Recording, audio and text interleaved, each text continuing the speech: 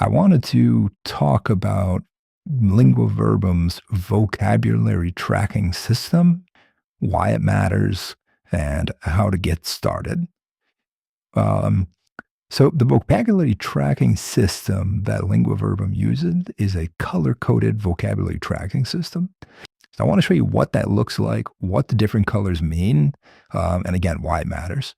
So if I click on, I've been learning Dutch. If I click on this book, Rubicon, and go to the resource, you'll see the words will be colored different colors. So what do these different colored words mean? When you start out, every word will be blue because blue words are words that you have never seen before.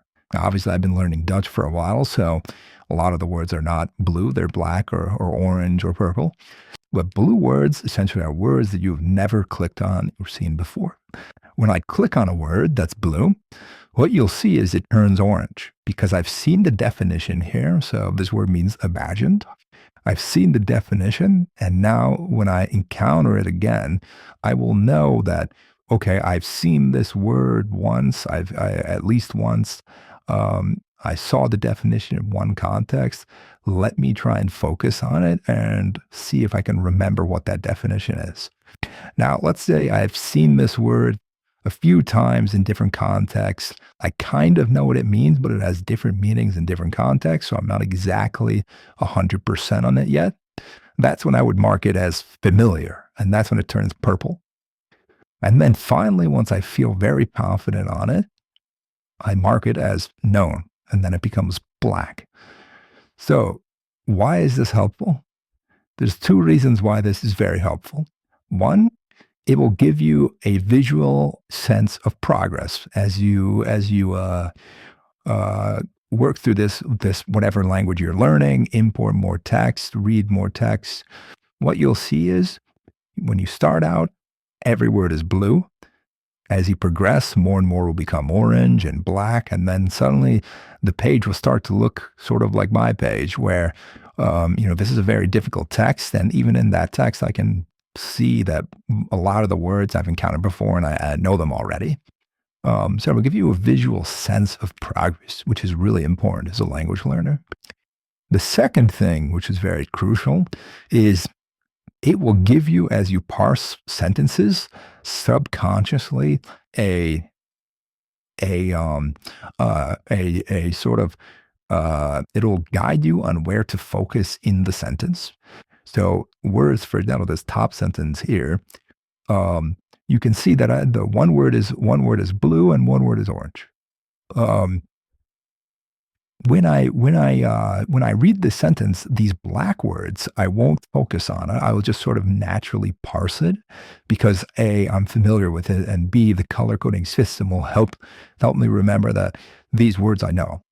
The blue words are ones that will my brain will subconsciously understand that that's a new word that's going to trip you up.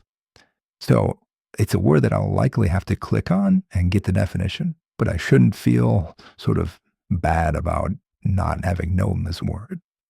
Orange words are ones that I'll know, okay, I should focus on this word. Hopefully I remember it.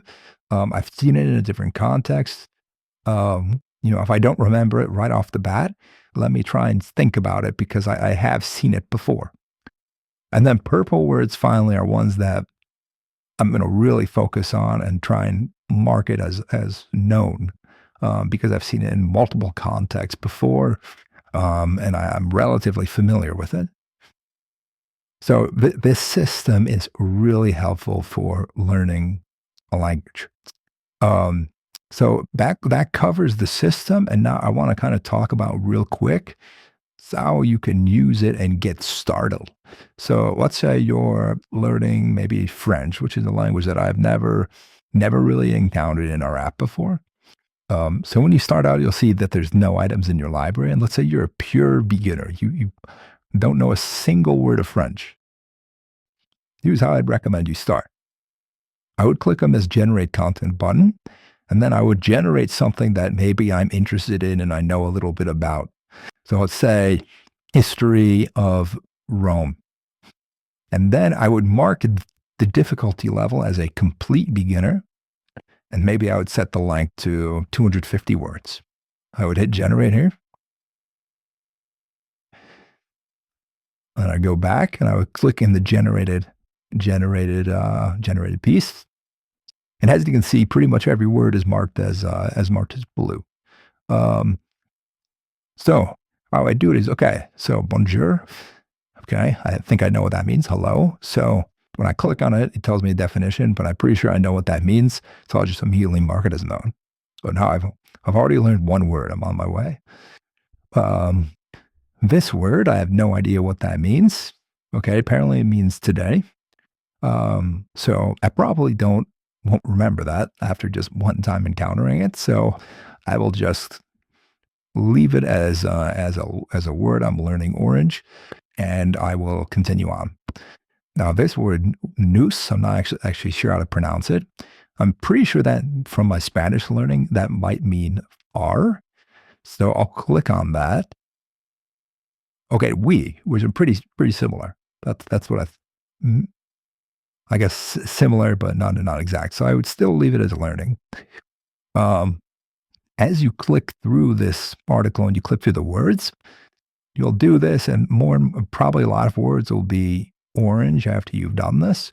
And then you would go back and you would just generate another article. So then this time, maybe I'd say history of Greece,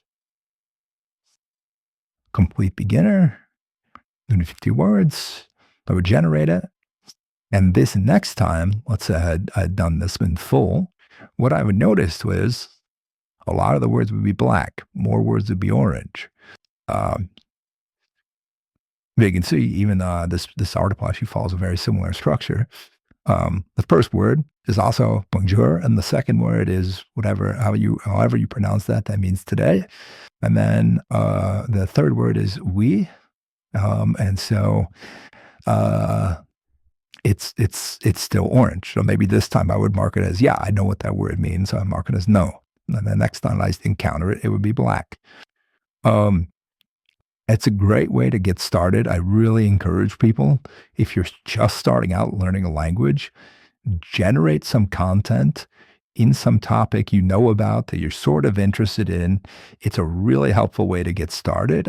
And just select difficulty level, complete beginner.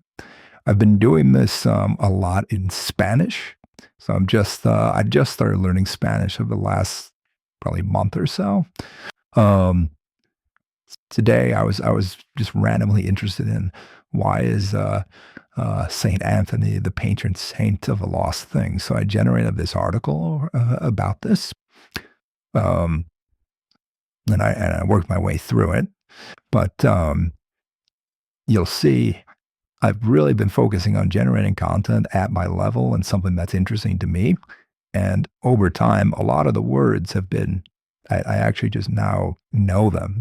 They're black. Clearly, a lot I'm still learning. They're orange, but I think this is just a great way to get started, and I really recommend it.